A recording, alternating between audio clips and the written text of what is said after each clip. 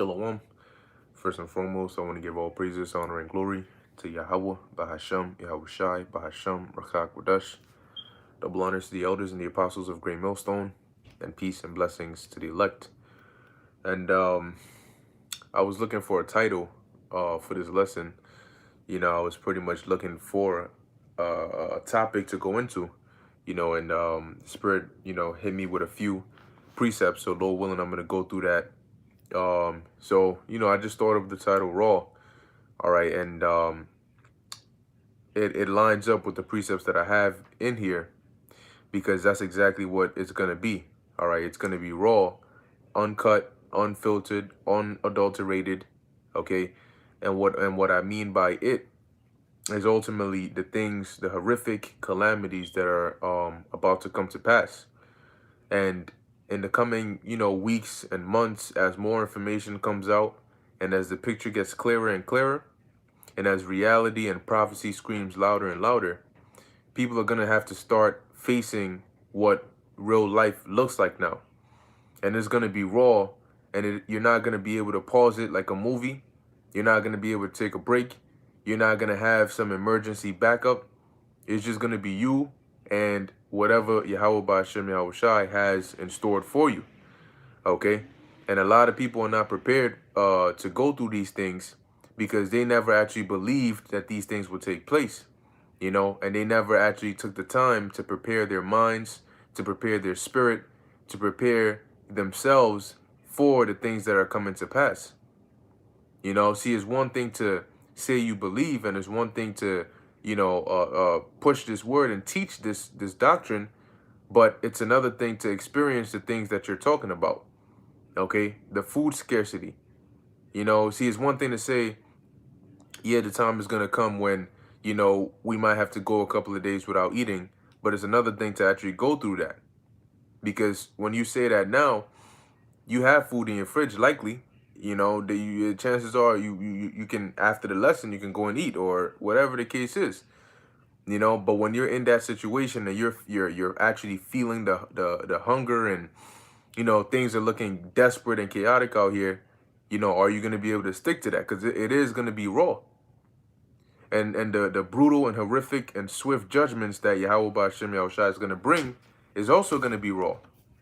All right, which mostly he's going to bring a lot of it to come to pass by using his sword, which is Esau Edom. So that leads me to the first precept. And like I said, I don't really have a lot of precepts because this wasn't like a planned topic. This was something that the Spirit just gave me. Because, sometimes you're there and, you want to, you just feel it in your spirit. You want to do a lesson, because whatever else you're going to do, you ain't going to feel right until you do that lesson. So, I'm here. All right. I was compelled by the Spirit to be here. So this is the book of Revelation, chapter 12, verse 17. It says, and the dragon was wroth with the woman. All right, which in this sense, the dragon represents Esau.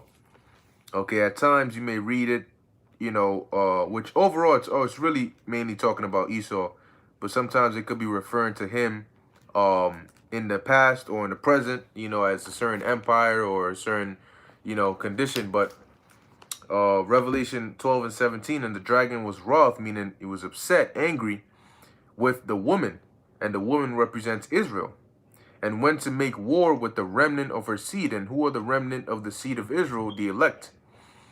It says, which keep the commandments of God and have the testimony of Yahweh Shai HaMashiach. So ultimately, what are they going to do? Pursuant to 2 Ezra 16 and around the 70th verse on down, there shall be a great insurrection upon those that fear the Lord. Okay. Hey, Khan. Yep. Like the brother put, 1 Thessalonians 5 and 19, quench not the spirit. Yeah. Because sometimes, the Spirit may be on you, but you may not have a lesson or you may not have a topic, but you feel like the Spirit is on you to go into something. Well, it only takes one precept or an idea or a thought.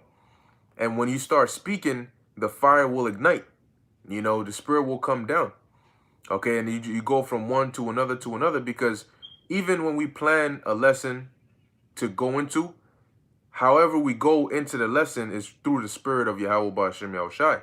You know, so you may not have precepts or a lesson plan, but when you're willing, the spirit will feed you as you go along. All right. And as well, we've also been blessed through these live streams, really through the spirit and power of Yahweh Ba'ashem Yahushai, but brothers are able to put precepts on the common board as well. You know, and it's like throwing logs into the fire, you know, to keep the fire burning so we can all benefit from it. All right. And it says, so Revelation 12 and 17, they are wrath. Why are they wrath? Because they're Rothschilds. Nah, I'm just messing. But they're wrath because we, the Israelites, all right, are waking up. And what does that mean for this devil? That means exactly what we've been prophesying against him. All right. Matter of fact, let's go real quick to the book of Jeremiah, chapter 28. All right. And verse 8. And it says, the prophets that have been before me and before thee of old, both prophesied both against many countries and against great kingdoms, of war and of evil and of pestilence. So now, are we not prophesying against many countries? Really, we're prophesying against this main queendom, which is America or Babylon the Great. But on an overall level, we're prophesying against Esau. We're prophesying against this current world. And what are we prophesying about? We are also prophesying about war. All right, we talk about the war of Armageddon. We talk about these other wars. We talk about these race wars, these civil wars, you know. It says, and of evil, we prophesy about a bad time coming to this place, because when you say America is going to be destroyed or all hell is going to break loose, those are bad times. And we're prophesying that those things are going to come upon this place. It says, and of pestilence. Now, when we go to Matthew 24 and 7 or Luke 21 and go to these various precepts to back up the diseases and the pestilence and the chaos that's going to hit this place, we're prophesying against this place, just like our forefathers did. That's why we go into the writings of our forefathers to back up our prophesying against this place, because they also prophesied against this place. All right, and we use their visions and their words to solidify and to back up the message that we're pushing now. So now, if you have us coming out prophesying against this kingdom, of course these devils are going to be mad and wrath, and they're going to want to get rid of us. Okay, because number one, they're impersonating us. They're trying to say that they're us. But number two, people are listening to us. There's a incredibly large amount of people that have woken up to some level. The elect out of those people have woken up to the full truth. But even those that are not of the elect have woken up to some level to where they're like, yo, let me think twice about certain things. And that's making Esau's job as the devil, whose plan it is to go and deceive, is making his job hard. Okay, it's not allowing him to easily deceive the people anymore. Because what did the Lord say? Well, now I got to go somewhere else and then come back.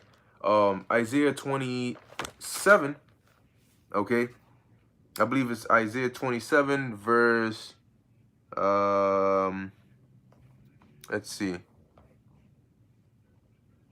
Man, I hope it's in Isaiah 27. Like, I always mix this one up. But the Lord basically mentioned, there we go, Isaiah 25 and 7.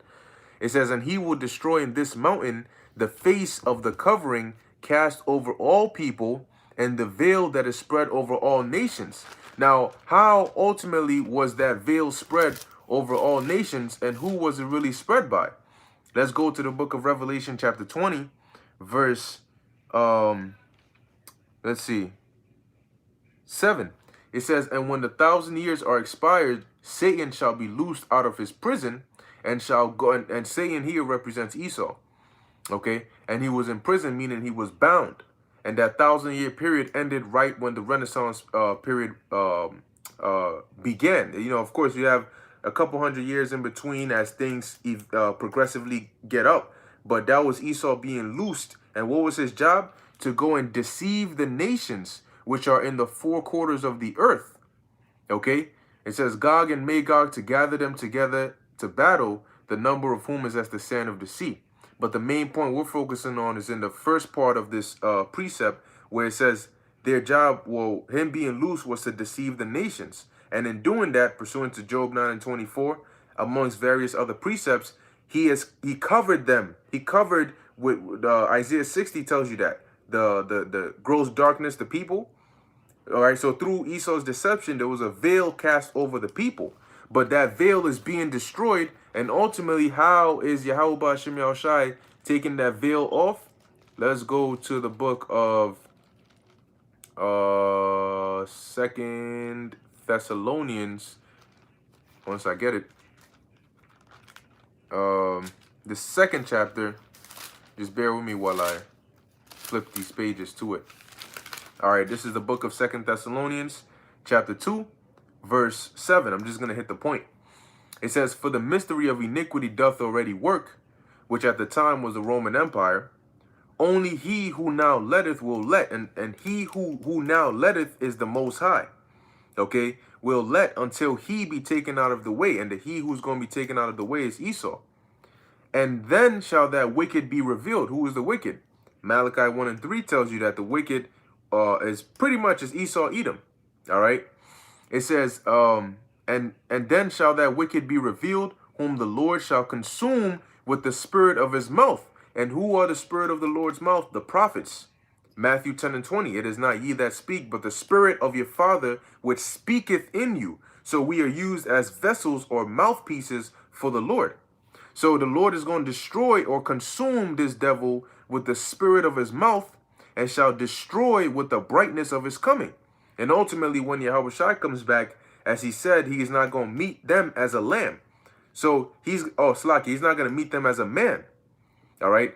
So it says, even him whose coming is after the working of Satan, with all power and signs and lying wonders. See, so the man of sin who's being revealed, the way he's being revealed is by the spirit of the Lord's mouth first consuming him, man or lamb.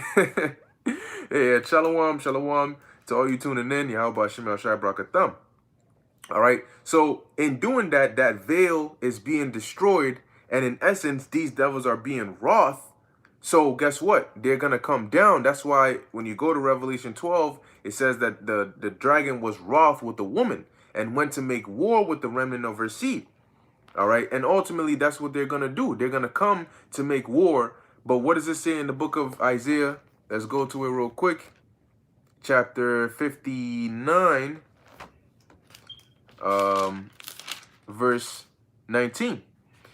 Which we always bring this out, but I always make it a point to emphasize is that we there are precepts that we bring out over and over and over again, to the point where you may feel like we sound like a broken record, but when these precepts actually get fulfilled before your eyes, you'll understand the intensity of it. Okay, and you'll be like, damn, like we couldn't have brought this out enough, because my goodness, this is intense. That's right. This is the brother Chacham Ayash, Shalom, Revelation 12 and 11, and they overcame him by the blood of the war. Okay, we're gonna win, pursuant also to Revelation 15 and 2. Okay, and 1 and 2. So we already know that they're gonna come to make war, and we're using these precepts to show you how it's gonna go. Yeah, they're gonna come because they're angry and they're gonna come to make war. But in Isaiah 59 and 19 says, "So shall they fear the name of the Lord from the west, and his glory from the rising of the sun," which that's what we're doing. "When the enemy shall come in like a flood to make war with the remnant of her seed," right? And when you come to make war, you come with armies. And the armies are likened unto a flood because they're vast in number. Okay? It says, "The Spirit of the Lord shall lift up a standard against them." And through that standard is how we're going to gain the victory. Okay? Because the standard is going to be lifted to defend us here. But that standard is going to go up all the way up until, let's get a precept for that. The book of Daniel chapter 12 verse 1. "And at that time shall Michael stand up." So yeah, when they come after us now, even before Yahushua returns, the Lord is going to do something. He's going to lift up a standard, all right, to protect us. But that standard is also going to go as far as the Lord coming back to deliver us. Because when the Lord comes back, there's still going to be tribulation. There's still going to be chaos going on. All right. And those missiles are going to be flying. So something is going to need to intervene in order for us to be delivered. As it says in the book of Job, he shall deliver thee from 6 troubles. Now it says Daniel 12:1, and at that time, what time is that? The time of Jacob's trouble. All right. Shall Michael stand up, the great prince, which standeth for the children of thy people, and the children of thy people are Israelites. And there shall be a time of trouble, Jacob's trouble, such as never was since there was a nation, even to that same time. And at that time thy people shall be delivered, thy people being the Israelites, and more specifically, every one that shall be found written in the book. And what book is that? The Lamb's book of life. So the elect are the ones that are found written in that book. They're the ones that are going to be delivered. They're the ones that the standard is going to be lifted on their behalf. So we know the scriptures don't lie. And we know the scriptures say that somebody going to need to be protected. Somebody's going to need to be defended. The standard is going to be lifted. So it has to be lifted for somebody. All right. It has to be lifted for somebody. So now let's go back to the precepts that I had on here. The Spirit had it to where, and that's what I was mentioning earlier. You got, I see a lot of precepts on the comment board, and I'm going to try to hit them occasionally, but just like that, as we're speaking, and I mentioned this I think yesterday, the Spirit feeds you, that's why, as you heard, as I'm speaking this, then, oh, let's go to this chapter. Oh, let's go here. Let's go here. And that's because thoughts are coming into my mind of precepts. As I'm talking, precepts are coming in there. That's not of me. That's of the Spirit. Okay? That's of the Spirit feeding you. So sometimes, like I said, and that was what I started with Revelation 12 and 17. And off of that alone, you see the various different precepts that you can hit. So sometimes, like I said, you may not have a topic per se, but you can still do a video. I'm not saying just turn on the camera and just talk and not be edifying. Of course, don't do that. There's no point in doing that. But if you pray to the Lord, he'll give you the Spirit. And if you feel that Spirit is on you, don't quench it just because you don't have something per se to go into. You can always, always go into something. The scriptures are so vast, There we go. Yep. Just like the elder said, throw a prayer and trust the Spirit. Because it's not going to be your words. It's going to be the words of Yahweh B'Shem Yahushai. You just have to open your mouth. And, hey, I'll say this, man, which, this happened to me before, where I was I was doing a lesson, where it was late. I was tired, but I was like, nah, I got to do this lesson. And I realized that as I was doing the video, it wasn't a live stream, it was a regular video. And as I was doing the video, I fell asleep. My eyes closed, and I was in the middle of speaking, because I was that tired. So my eyes closed, and then my mouth closed, But when I woke up, I caught myself. I was pretty much talking with my mouth closed, and when I woke up, I came back, I was like, oh shit. I woke up, I opened my eyes, my mouth opened back up, and I just continued speaking. So much so that I didn't even have to edit it out. You couldn't even tell that I was, I had fallen asleep. And then after the video, I sat down and I thought about it, and I was like, that goes to show you that it's not us we're not the ones speaking. It's the Spirit speaking through us, because mentally I fell asleep, but my mouth was just going, it was just going, and I could hear it in the video. I was like, it's like if somebody's trying to talk, but their mouth is closed, like, and then when it opened, the words just kept coming out. And I was like, damn, man, that's crazy. Like how the Spirit works is literally not you, because if it was you, when you fall asleep, whatever thought that you wanted to say stops, So how come it is that, technically I fell asleep, but then I kept talking, and I didn't even, and when I woke up, I just carried back on, because it shows you that there's something greater, now I'm not saying go do videos while you're falling asleep. No, but I'm just saying this is something that happened to me. But this goes to show you that this is greater than us. This is above us. We're in it and we're used to it. So it may feel normal, But even the process of doing a sit down, if you were to see how it works in the spirit, you'll see that is like, it's a whole spiritual event going on. Because when you sit and you press that record button or you press that live, the spirit of the Lord actually comes upon you, you know? And as you're speaking, the Lord is directing you on what to say, what precepts to pull, how to explain it. And that's why, yo, we can a whole bunch of brothers. I mean, look, it's the same book, right? It's the same book that has been being taught for all these decades. That means it's the same precepts, same chapters, same book, and it's thousands of individuals constantly going into the same book, constantly using the same precepts, and yet you have different lessons and different topics every day. And even if somebody does a follow or a follow-up or a backup or an add-on, or even the same topic, you still get edified. It doesn't sound like just another repeat, because that's how the spirit works. You know, this is Stay in the Spirit 144, Exodus 4:11. And the Lord said unto him, who hath made man's mouth, or who hath made the dumb, or deaf, or the seeing, or the blind? Have not I the Lord? Now therefore go, and I will be with thy mouth and teach thee what thou shalt say. That's it.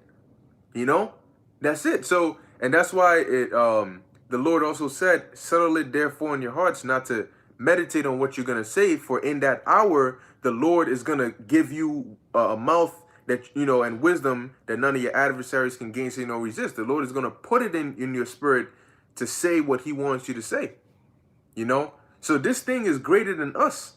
And that's why the Lord, you know, the Lord looks like, if you have somebody that thinks that is of them, you know, this brother or this, or is me, or is this, you know, the Lord looks at you like you don't really understand what's going on here, you know, because somebody with understanding sees and says, no, the Lord is working through such and such, you know, the Lord is using me to get his word across. My job is just to make sure that I publish it, you know, that I am a good vessel for him to put his spirit in, for the word to go out, you know.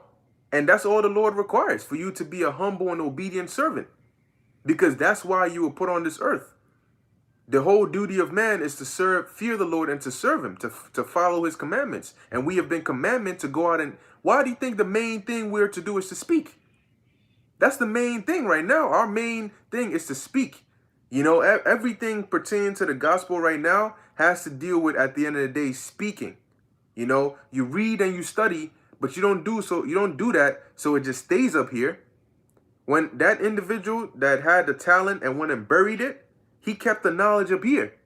He didn't go and speak. He didn't go and bring it out so that the elect can hear it and that they can come in. You know, he didn't use the talents. He didn't use the money and sell it and trade with it. So when you give out these words, in return, you can draw in people. Okay? So the knowledge that the Lord has given you is for you to what? To go and bring it out, so that you can call and trade and bring in more. So when the Lord comes back, he can see. All right? He can see, okay, who's been doing what and who's been doing what. And there's things that we don't see. There's, you know, events that go on in the spirit that we don't see. You know, we just do what the Lord requires, and then that's it. We keep on going. But when Yahweh Shai comes back and the fullness of everything gets opened up onto us, then we'll actually understand what it is we were actually doing and how important it is. You know, sometimes the Lord hides or doesn't reveal certain things onto us for a reason, because it's too much and it will distract us from what we're doing. So he'd rather we just focus and have enough to understand what we're doing and why we have to do it. But at the end, he'll reveal it to you as to what you were actually doing. All right. So let's go to the book of Ezekiel. This is the one that I had. Chapter 9, verse 4. Okay, because now what we're starting to see is a lot of this, the things we've been prophesying about are getting closer and closer and closer. You know, and you have certain people that's starting to get cold feet, you know, because it's like, damn, man, shit, like, yo, you know, we ain't got no more, we don't have any more time. Your back is against the wall and you can't take any more steps back. So you have to trust in the Lord. and get ready to take steps forward. Okay? So this is the book of Ezekiel chapter 9 verse 4. And the Lord said unto him, go through the midst of the city, through the midst of Jerusalem, and set a mark upon the foreheads of the men that sigh and that cry for the abominations that be done in the midst thereof. And that's what we're doing. Okay?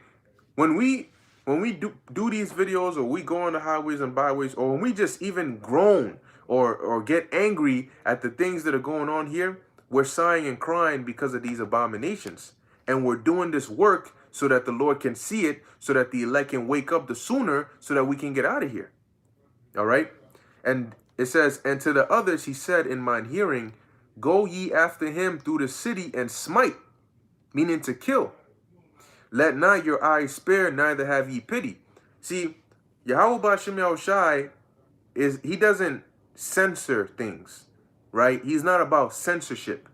You know, that people think like men are brutal. They think men are brutal. They think men are gruesome.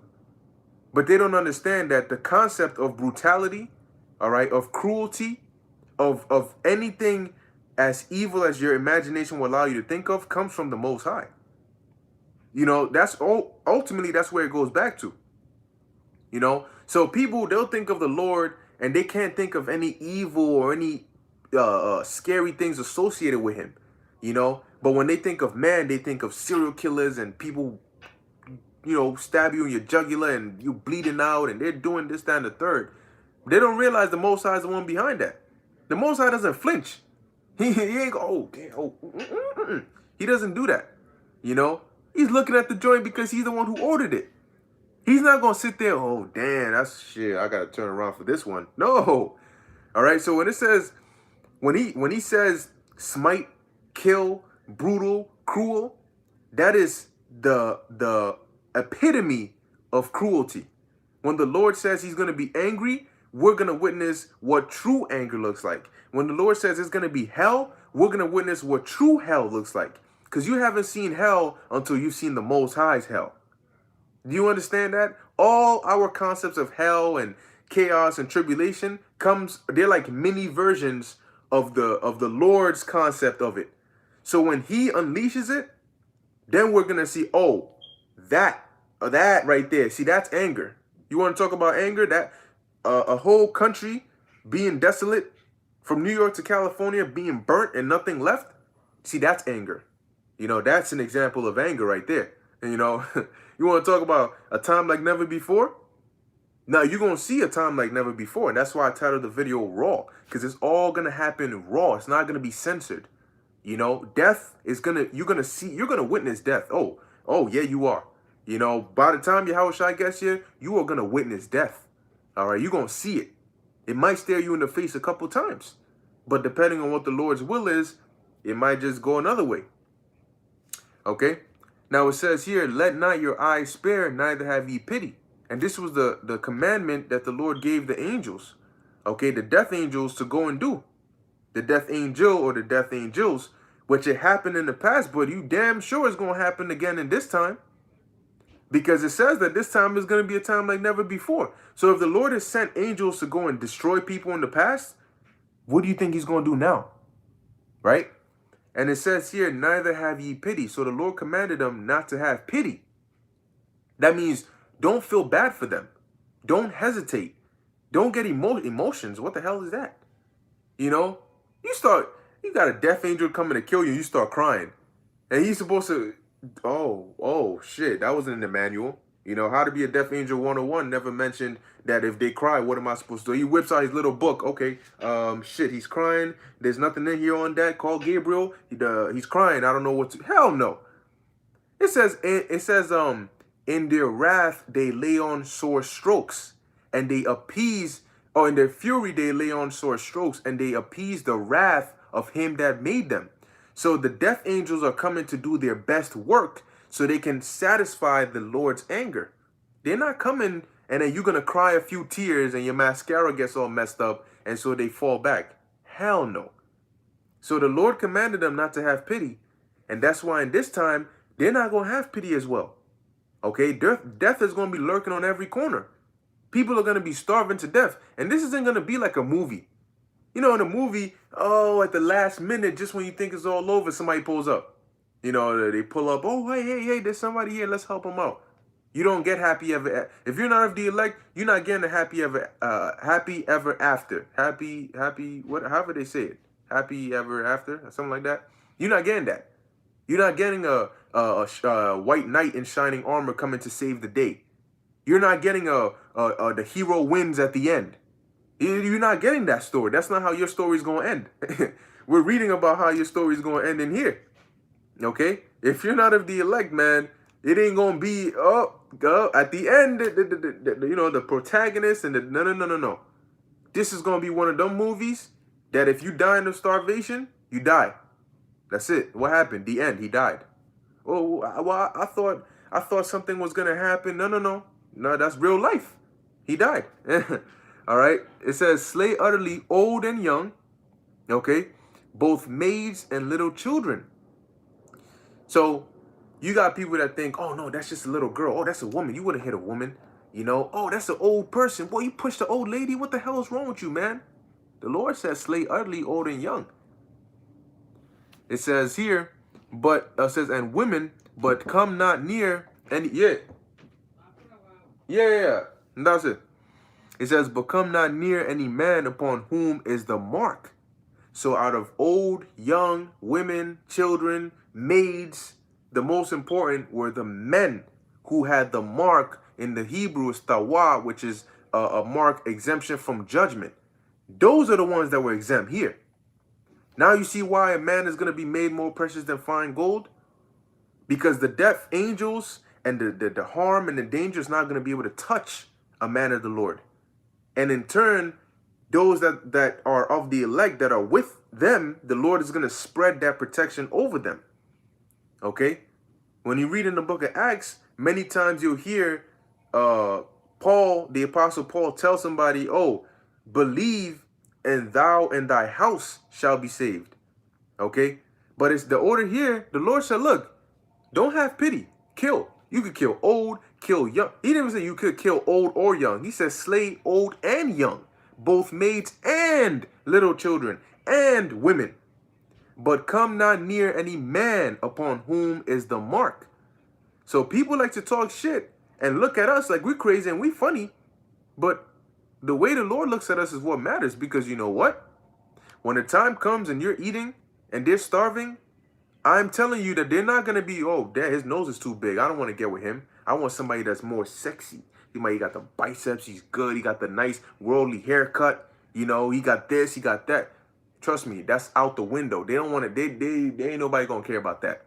Oh, he's a little on the chubby side. I don't know if that's going to rock my boat. Okay. So that's not going to matter in that day. Okay. It's going to be, are you a man? Matter of fact, are you a man of the Lord? It says here, and begin at my sanctuary. Then they began at the ancient men which were before the house.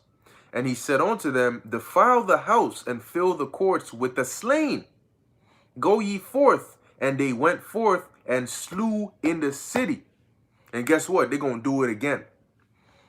Verse 8, and it came to pass while they were slaying them that I was left. It says, and I was left, and I fell upon my face and cried and said, ah, Lord God, wilt thou destroy all the residue of Israel in thy pouring out of thy fury upon Jerusalem? Because them angels were going to work.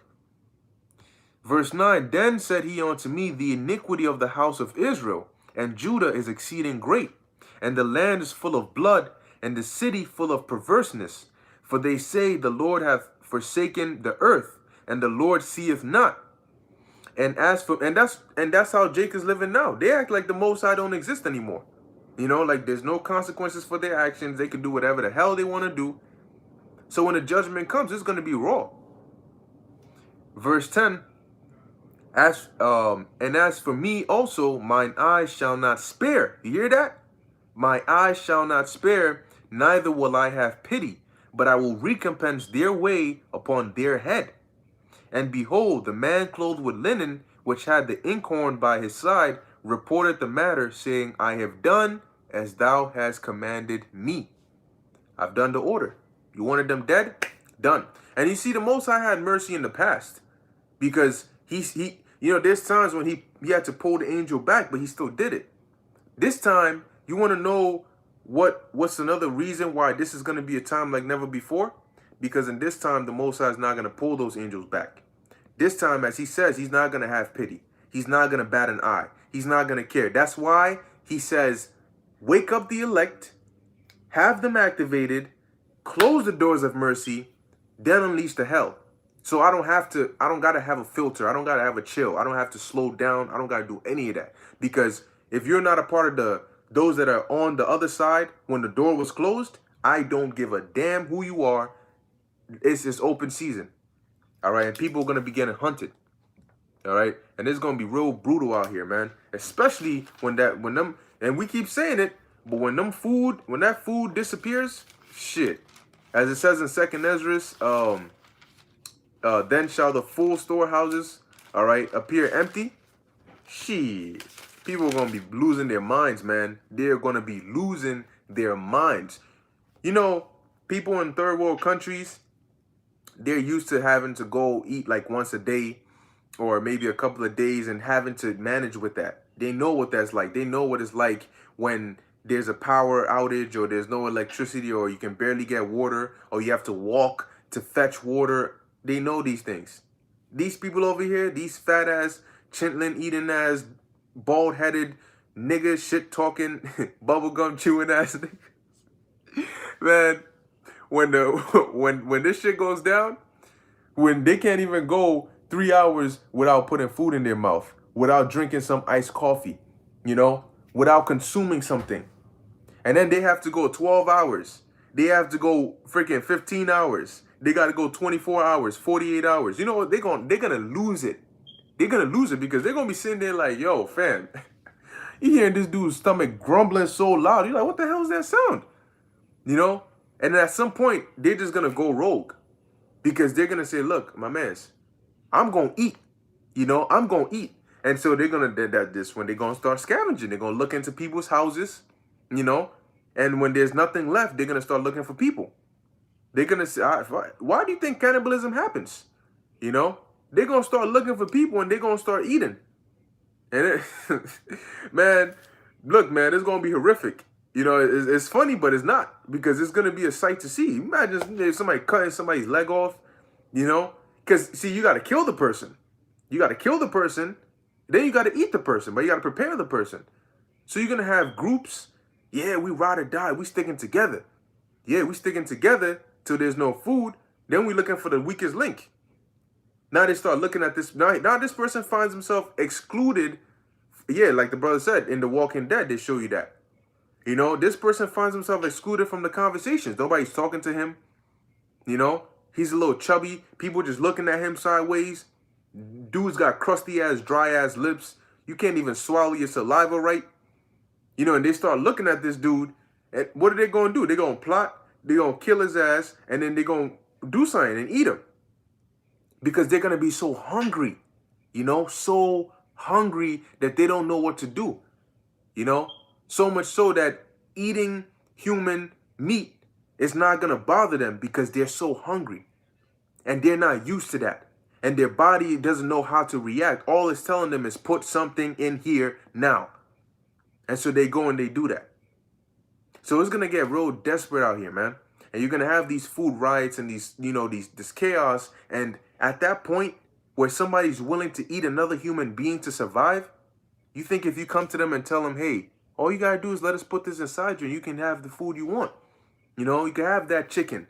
You can have those yams. You can have all of that. Fried, roasted, however you like it. Just let us put, and eat human meat. What the hell you do? What are you doing eating human meat?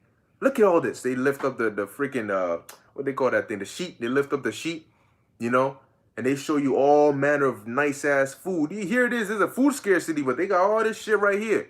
Look at that. Welcome to the society. Yeah, everybody's eating. Everybody's good. And you just got to let us put this one thing. You just got to take this thing and that's your ticket. You think if people are if somebody's willing to kill somebody and eat them because they're that hungry, and you're presenting them with this thing here, you think they're going to sit there and say, Nah, I ain't doing that. Nah, I'd rather eat somebody than to take that thing. No. Matter of fact, it's gonna be so bad that if you try to tell somebody, yo, bro, don't take that. That's the thing. They're gonna look at you like, my man, if you don't get out of my way, I'm grabbing you by the neck and I'm squeezing into your head pops. Don't even like there's gonna be certain people that don't even want to be stopped. Like they're gonna go ready to take that charagma and they don't want to hear anything. They don't want to be stopped. If you try to even tell them about it, they might just hurt you, you know? Because to them, you're standing in their way of eating. You're standing in their way of survival. Because it's going to be so desperate. And see, that's the thing. The hour of temptation, it's one thing to look at it from this time, and it's another thing to look at it when you're in it, right? A couple days gone by, no food. Shit is getting wild out here. It's dangerous, but there's safe zones. But if you don't have the thing, you can't be there. You know, you need medication. That's the temptation part. That's when you could barely think right. You're like, oh my gosh, yo, we've been waiting on the Lord to do something. It's been 3 days. We're starving. What the hell? And then you may be in a group, and then the numbers are gonna start dwindling. You know, you're gonna be like, yo, brother, what happened? You know, and he's like, nah, bro, I can't do this no more. You know, I'm sorry, man. I'll see y'all in the kingdom. You're gonna have certain brothers do that. They get up and they go. You say, nah, I can't do this, man. You know, we've been praying nonstop for 2-3 days and ain't nothing here, and I'm hungry as hell. My daughter's sick, da-da-da-da-da. You know, what you expect us to do? Most I ain't gonna do nothing, man. Man, F this shit, I'm out. And they go, and they take it. You know? And then they get that food and they do whatever they think they're gonna do. And ultimately they lose it. Because they couldn't stand that temptation. Because that's how tough it is. And that's why you're gonna have certain individuals that are gonna have the spirit on them. That you may be hungry, but just the thought of taking that thing so you can eat makes that hunger disappear. You're like, nope, no, I'm not doing it. You know, you're going to have those like that, but you're going to have those that may be among you that when the time comes, remember this, when the time comes, you may be surprised. Bro, what are you doing? You know, I can't do this no more. And at that point, even if you tie them down, you can't stop them. Because at that point, you're going to see the Lord didn't choose them. And the Lord didn't cover them with his spirit. And ultimately, they're going to do it. And once they do it, you just know that they're going to be destroyed. All right. And that's the end of their story. So now let's go to the book of Lamentations, chapter 4, verse 9. It says, they that be slain with the sword are better than they that be slain with hunger. Why? Because if you're slain with the sword, even if you're stabbed, you'll die faster than if you die by starving to death. You know? It says, for these pine away, stricken through for want of the fruits of the field. So eventually, your arm starts to wither. Your flesh starts to get, you know, smaller and smaller. And then soon you can see your rib cage. And then soon your head gets all big and then your stomach gets all big. You know, these are levels of hunger. Okay? And slowly but surely, your body starts to eat itself from the inside out and you start to die. Okay? It says, and certain people are going to die this way. And they're walking around probably partying right now. And they don't even know that the Most High has already set it up that you're going to starve and have a painful death. You're going to be in pain and agony until the day you die. Until the second your spirit leaves that body. And they don't even know. They're living it up. They're having a good time.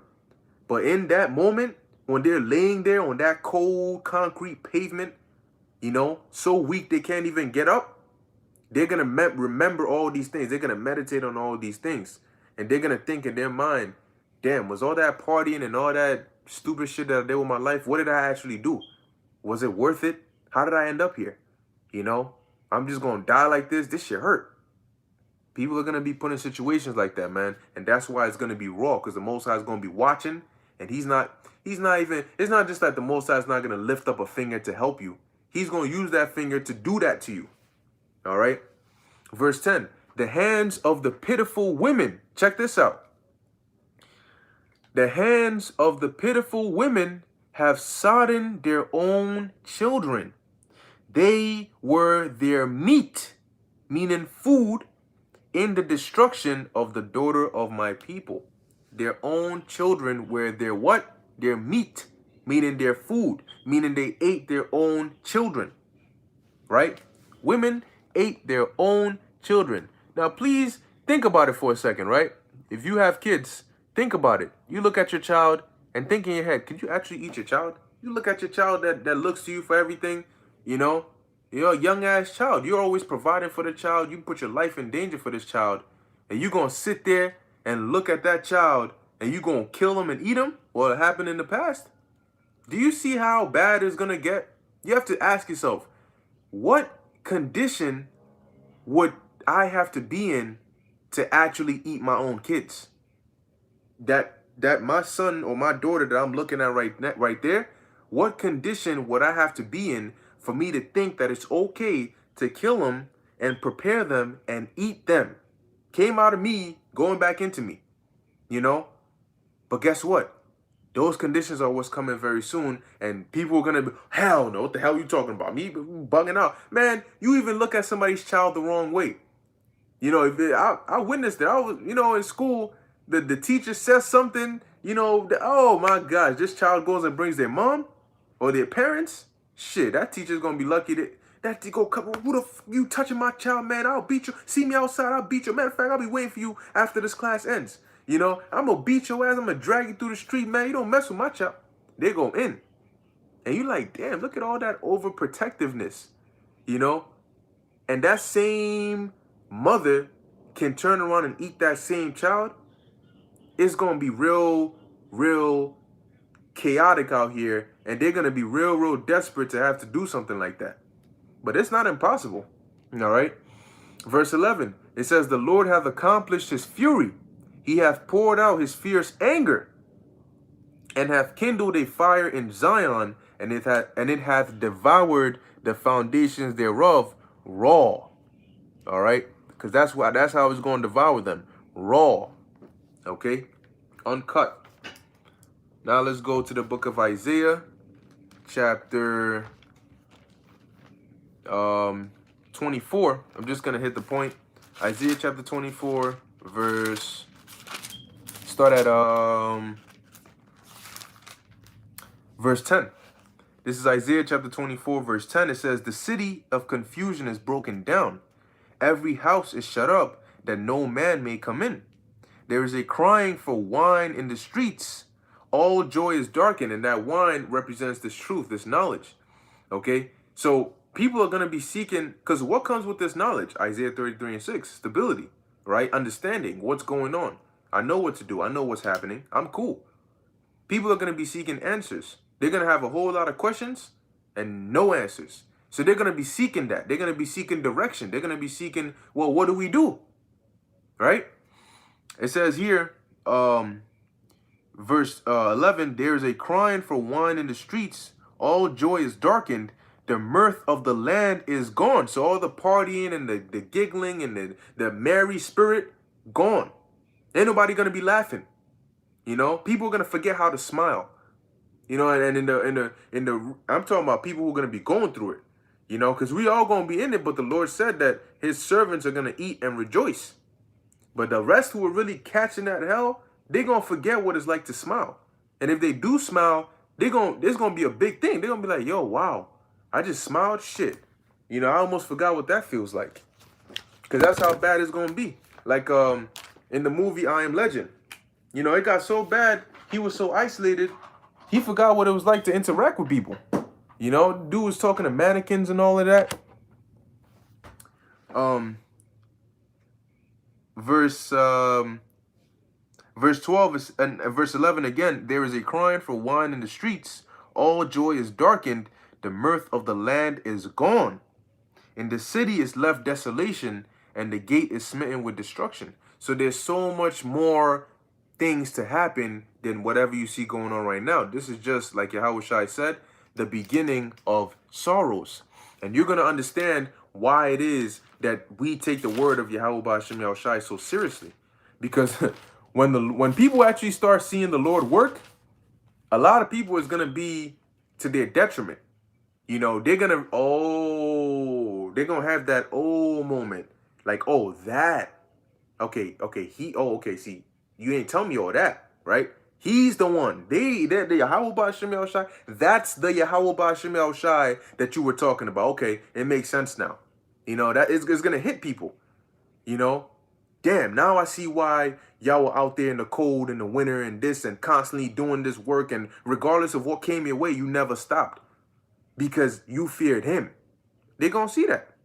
You know, they're going to see that because the Lord is going to leave his signature over all the destruction that's going to happen. You're going to know that Yahweh Ba'Shem Yahushai did it.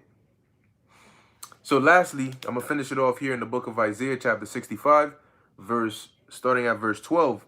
It says, therefore will I number you to the sword, and ye shall all bow down to the slaughter. You hear that? The Lord said he's going to number you to the sword. So he got everybody's ticket, you know, and everybody on this train got a final destination. This train of life, everybody has a final destination. And that's going to be either salvation or destruction. But you're going to find out just what kind of destruction that's going to be. Verse 13, therefore, thus saith the Lord, power, behold, my servants shall eat, but ye shall be hungry.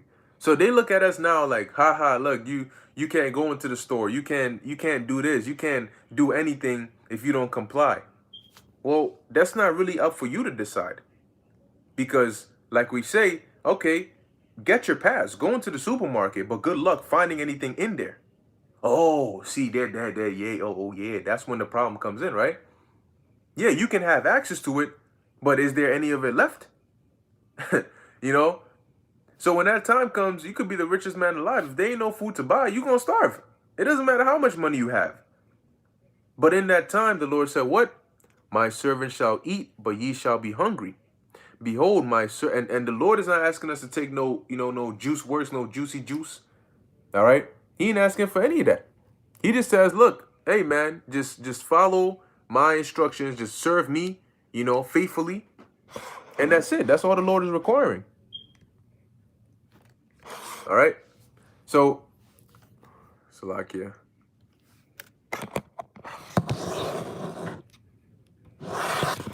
That's all the Lord is requiring.